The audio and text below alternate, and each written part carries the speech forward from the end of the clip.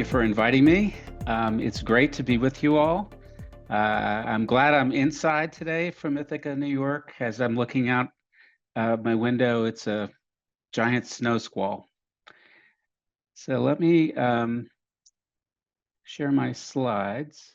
So today I'm going to be talking about what unfortunately has been a little understood, little discussed topic of immense importance: life after depression. And I'm promising scientific and personal perspective, but I'm going to be a little bit short on the personal perspective, even though I think that the science in the personal perspective, the experience of depression and recovery from depression and thriving after depression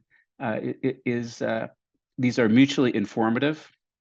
And I'm hoping that the presentation will spur you to some questions, including your own personal perspectives, because I think that having those will make our science much, much better. So I won't be talking about too much my own personal experiences with depression, though I have struggled with depression in my life, and it has informed why I'm here talking to you about life after depression. But maybe that will come up in the Q&A. Okay, so in some ways, this topic and this title may seem surprising to some people. We all here, and many people have experienced depression as an absolutely horrific experience. And you all may be familiar with the epidemiology of depression, in which depression is talked about as a recurrent disorder, sometimes a lifelong disorder, chronic disorder. And in that sense, people are always kind of braced to be living with depression. And this makes a lot of sense when you talk to depressed people when they're in episode. If we look to art, for example, this is one of the most consuming personal nightmares to be in an episode of depression. It's totally consuming of your mind. Your thoughts are as black as can be, and it's a loss of vitality, and you often can't communicate just how horrific it feels, just how terrible it feels. It's so destructive of well-being. It's almost like the only thing that's really vivid about depression is the pain of depression. And so in some sense, it's like, what is this chutzpah talking about life after depression, this incredibly destructive disorder? And it is true that when people are depressed, they feel like there is no future, and I'm reduced to a more kind of primitive being. And depression is all I am, and maybe all I can be. And people even talk about depression as turning me into a zombie. It's sort of the opposite of life, the opposite of health. And this may partially explain why there hasn't been as much study about how people might lead productive and happy lives afterwards. And I'm not going to make light of the epidemiology. Depression is a disorder that often strikes people early in their life course, and there are people who are bedeviled by episodes of depression throughout the life course. Obviously not all people, and in some ways, the people who escape depression and live well have been very understudied. But we have to bear in mind that for many people, depression is a terribly chronic problem, and you see that in reports like this from the World Health Organization that sees depression as becoming the world's leading source of disability. And I hope that's not true. I hope that does not pan out. But as it stands, it is one of the most impactful disorders in terms of disability, lost work time, and so forth.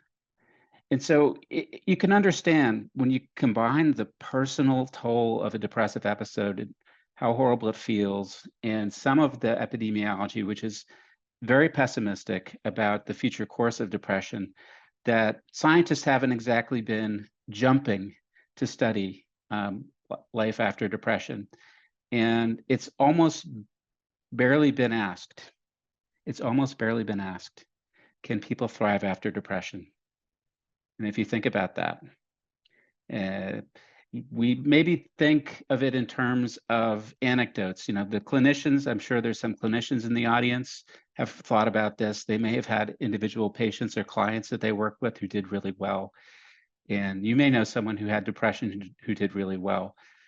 And we can kind of keep going on the anecdotes. I like Dwayne Johnson, a great story about someone who by many metrics is thriving after depression, putting it behind him and going on to lead a happy, fulfilled life. But we really, and this is where the science comes in, want to move beyond anecdotes, not because individual stories aren't important. I think they are important. But the question is, do people thrive after depression if we look at it in a more systematic way? Are there large numbers of people who do well after depression? And if so, who are they? What explains these kinds of profiles? And so I'm very keen on trying to figure out how to do science. And so you think about thriving, and you could imagine thriving in all kinds of different domains, right? You're thriving at work, thriving in your community, thriving in relationships, a lot of different domains. I've chosen to focus as a first step on psychological well-being. Psychological well-being, it's a very important form of thriving. If you look at the elements of psychological well-being, it involves good feelings, so things like having frequent positive emotions, infrequent negative emotions, and then a series of life evaluations or self-evaluations. For example, perceiving that I'm growing, that I'm accepting myself, that my life is purposeful, that I'm able to control things in my environment, that I have perceived that I have good relationships with others. And there's a number of reasons why I started to scientific inquiry with psychological well-being. You could probably think of a number of reasons why this would be a good place to start, but one is that relative to things like occupational functioning or spiritual functioning, this you can readily measure. People can report on their well-being, and there is a whole science of well-being that we've learned over time how to measure this.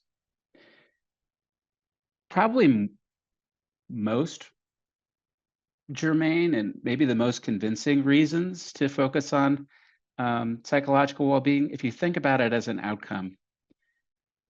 Imagine if we had a new pharmacotherapy or a new psychotherapy that could take people from that horrible state of consuming depression, that worst possible way to feel, and brought them to a state of psychological well-being. Well, we would drop everything.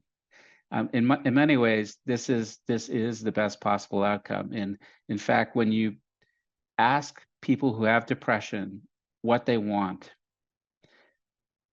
psychological well-being.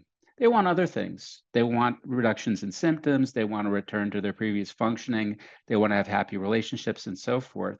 But it is pretty striking how much patients value psychological well-being. And that's a good reason to study it, because if our research is not responsive to the hopes and dreams of patients, I really wonder what the research community is doing. Are we really serving it well? Also, there's some evidence that psychological well-being is not just good and desirable in the moment, but that acquiring it is a kind of armor that people who have high levels of psychological well-being will be better able to withstand the slings and arrows that life throws, and they'll be relatively protected against having anxiety and depression in the future. So that's why I thought that this was a really good place to start. However, it's not the easiest thing to study, even knowing that we can measure psychological well-being, if you think about it. So if we're talking about identifying who's thriving after depression, we sort of have the issue of who has psychological well-being. How high does it need to be?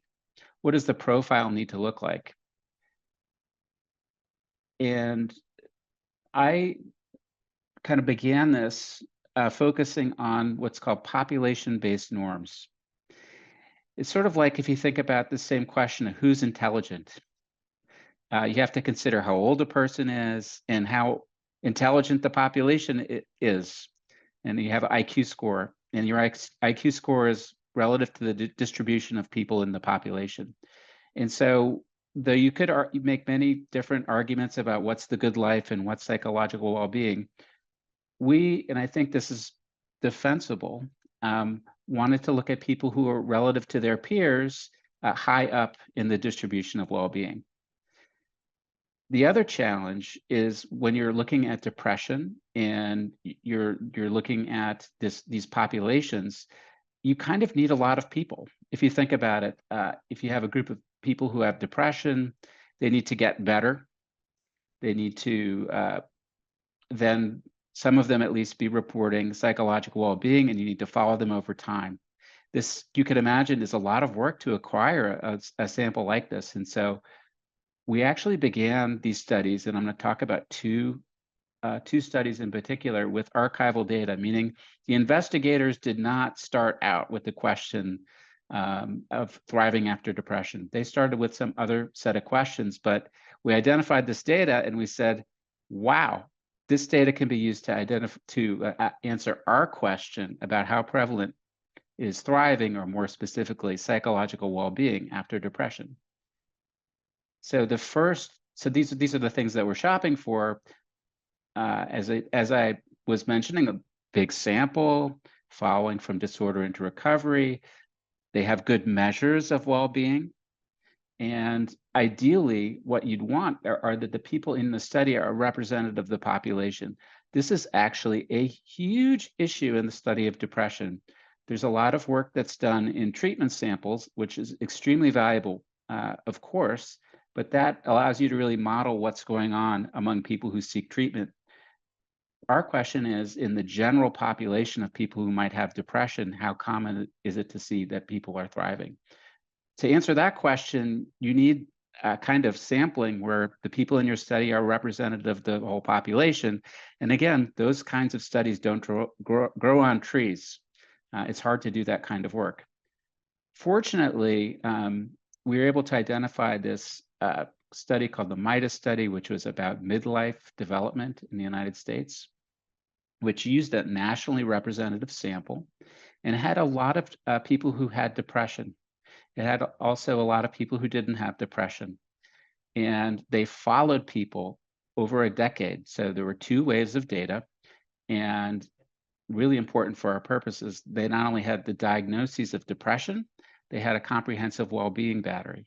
So that would enable us to answer the question, if you had depression at wave 1, what is the likelihood that you have a thriving state at wave 2, 10 years later? So again, these were the domains of well-being in the study. And we required, in order to classify someone as having high well-being, that they had to have a consistent pattern of reporting across these 9 different domains that their well-being was above the population mean on 8 of 9. And we also required that on at least 3 of these domains that the profile was really quite high, what's called a standard deviation, which basically means that they were well above the mean on 3 of these scores. And so when we do that, it's going to be a more select group of people who have these high levels of well-being. And first, I'll show you a pie graph of this US population data. These are the non-depressed people.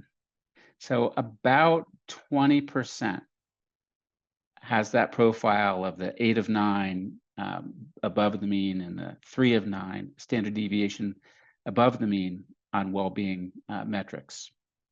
So now the question is, and I wonder about what your intuitions are. How common do you think it would be that 10 years after a documented episode of depression, would a person in the US who had depression recover and then report well-being that's commensurate with that same 8 of 9 and 3 of 9 consistent profile of high well-being. I mean, I think some people would say, gosh, that's got to be pretty low. 1%, 2%, 3%, some very small number, because these are very high levels of well-being. These are the data.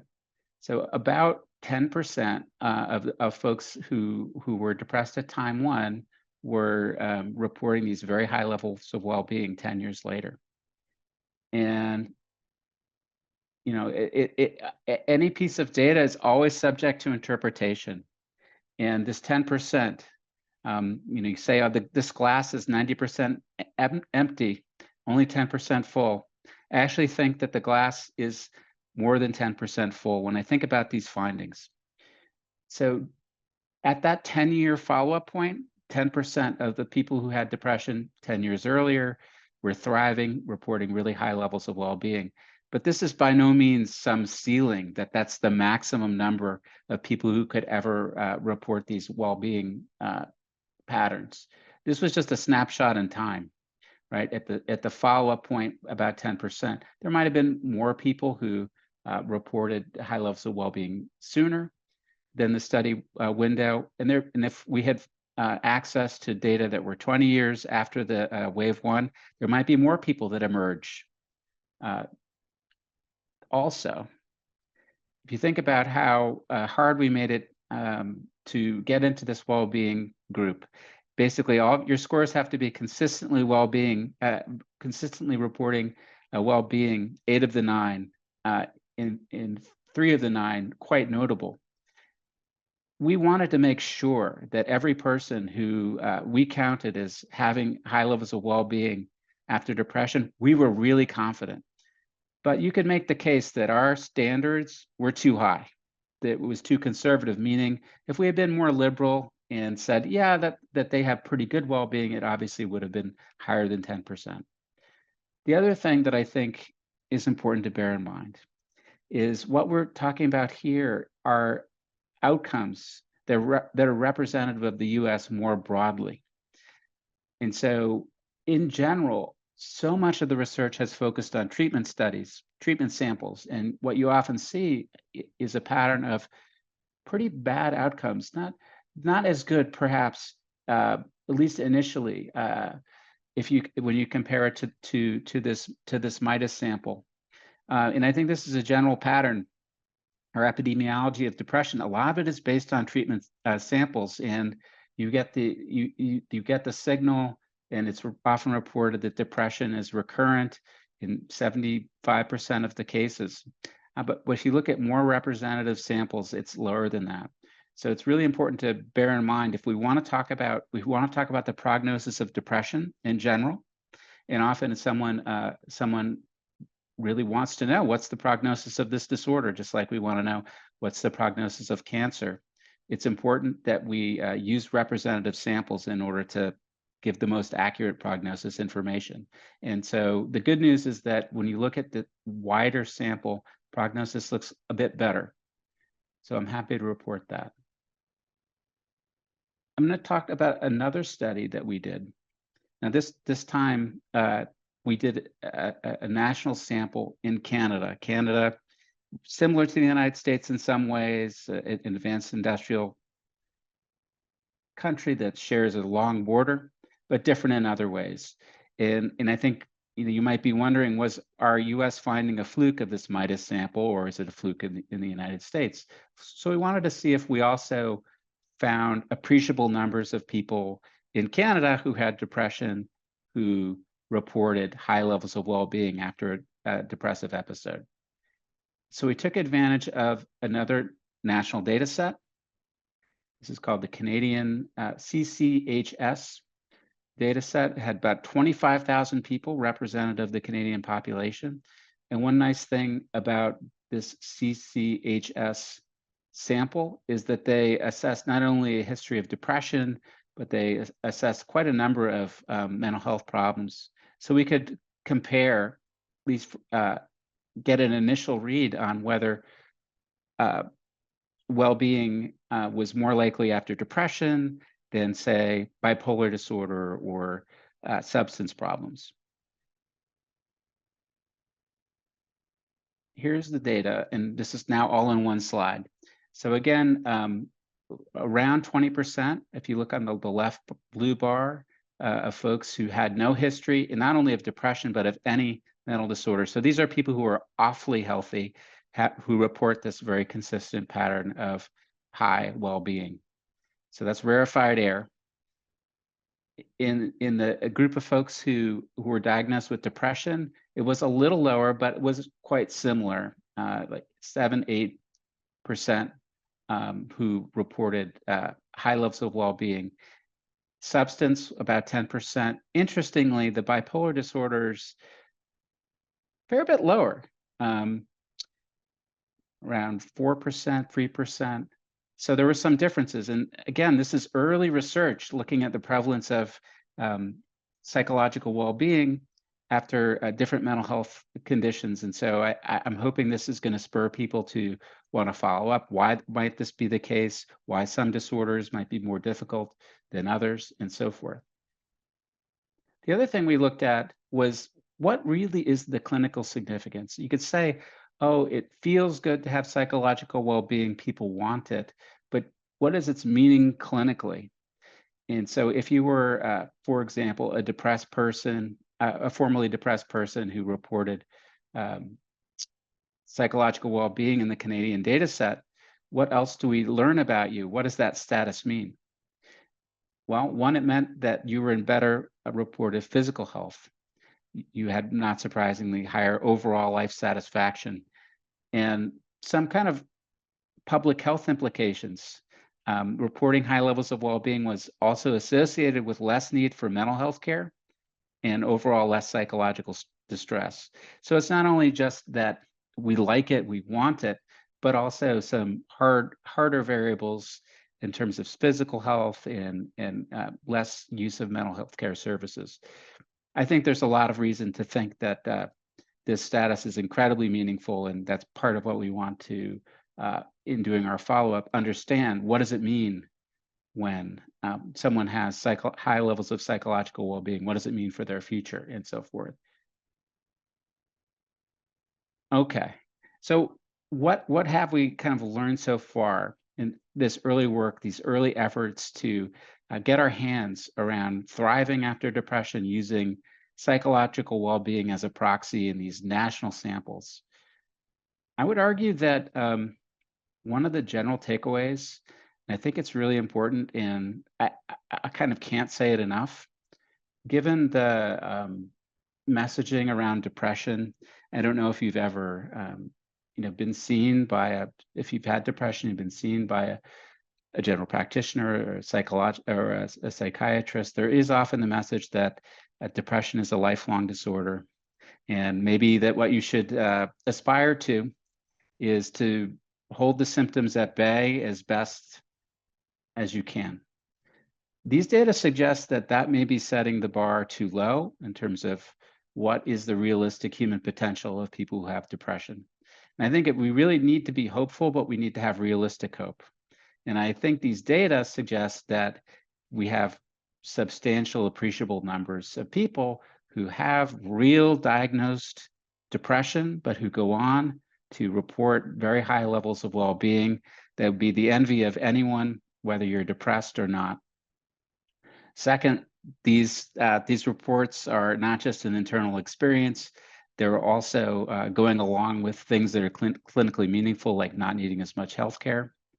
And in terms of kind of objectively talking about people's life chances, at least in these two studies, and I would be just delighted to see people look in other samples, archival data for sure, or newly collected data, that depression only cut the chances of future well-being by something like 50 to 60% relative to non-depressed folks. And again, relative to the messaging, and certainly relative to the experiences of people who are going through depression, I think this is a very important thing to assimilate, to kind of absorb into your bones, that your life is not over, that the possibility of achieving high levels of well-being is only reduced by half or 60%, at least in these data sets. And I think it is going to hold in other data sets. Okay. So what I hope that our work has done now at Cornell at the Better Outcomes Laboratory, and we're continuing this work, what we want to think about as some of the next steps. And my guess is that as I was doing this presentation, you had a lot of questions, or you will have a lot of questions about why. What explains these good outcomes, right? So it's not, it's a minority group. It's about 10% or so. What are the pathways, right? And I'm someone who came to this research via studying mood and emotion. And I've been well aware that there are many forces that operate on the mood system, that are many ways in order to improve your mood. So going into this, my expectation as we move into the future and we try to understand what explains why some people have really good outcomes, I think it's almost a lock that there are going to be numerous pathways. And some of these pathways, and this is from a figure from a review article that I wrote about well-being after psychopathology, thinking about it really broadly. Some of these pathways are probably things that are rather difficult for people to change. It's not that they're unimportant, but you think about what genes you're born with, what's your innate temperament. That's hard to change. What kinds of resources do you have from your family or your community, including having money or having education? Those things might be somewhat harder to change. But then there could be a whole host of things that are within human control that are related to these really good outcomes. So for example, treatment. I would love to know what the role of treatment is in what cases, in what treatments are responsible for contribute to these really good outcomes. Relationships, and that's not entirely within people's control, but it's somewhat within control, who you associate with and how you do that associating. Your habits, we have strong suspicions that certain habits are likely related to being more able to get in these well-being states, how you think about things, your cognitions, and so forth. And this is by no means an exhaustive list. This is really an initial set of ideas about what are some of the factors or forces that propel people into these well-being states. Because what we're really interested in doing ultimately is understand how do people achieve these well-being states, which among these routes are within control, and then what can be done to increase the number of people who go through depression and then on the other side achieve high levels of psychological well-being, including what can we learn from people who have experienced depression and have achieved these well-being states. I think we really need to study those folks really carefully to understand what worked for them. So that kind of brings me up closer to the present in terms of our next steps. We are engaged in data collection. I told you that I started my research program on well-being after depression, analyzing other people's data sets. And I gave the reason, you might say it's the excuse, but the reason that these data are extraordinarily difficult to collect. And they are. You need big samples, you ideally need long follow-up periods, you need to measure well-being well, and then you need to figure out which of all of those candidate variables you could measure to give you this broader picture of well-being and how people move into well-being. Well, that's what we're trying to do right now in my laboratory. I know among the links associated with this presentation that Jolie has, I believe she'll send these out to anyone who's interested, is a link to the study that we're doing called the Depression to Wellness Study. And it's actually a study that's enrolling people now. If you're interested in learning more about it, you can you can follow the link to the website to find out how we're studying this and what you as a participant would be in store. This is a little bit about what the website looks like, what the goals of the study are, motivated to follow up on these early, I think, promising signals that about 10% of people who have depression go on to report high levels of well-being. So we're interested in studying the full range of folks who have experienced depression and might be in various, you could say, states of transition, from people who might even still be in episode to people who have experienced some relief from depression, all the way to people who have recovered fully from depression and who might be reporting very high levels of well-being, to better understand how people make these transitions. That's really our goal, and ultimately to understand what works and what doesn't. We want to help people be more successful in this often very difficult task or project of emerging from depression and having life, because I do believe that there is life after depression. The other kind of project, and this maybe is a link back to personal perspectives. Like I said, I have in my own life experienced depression and have experienced sometimes the difficulty of getting good prognosis information and wanting to experience well-being. And even now, I'm doing research on this topic, and I'm really interested in this topic. And there still is not as much dialogue, perhaps, as there could be about life after depression. And one of our goals in our social media is a project called Ever After. It's a video series, and a lot of it is me talking to the camera, trying to open up some of these themes, getting people to think in what ways depression might actually be a gateway. It may actually be a part of the path, the reckoning with depression, whereby people can transform or change these terrible experiences of adversity and pain into more positive life changes. And I hope, if you're interested, you'll again follow the links that Julie will provide, and subscribe and see what we're doing, and very much welcome your ideas and the dialogue in both in the social media project and in what time we have left today in the presentation. So I deliberately am going to end with plenty of time for your questions.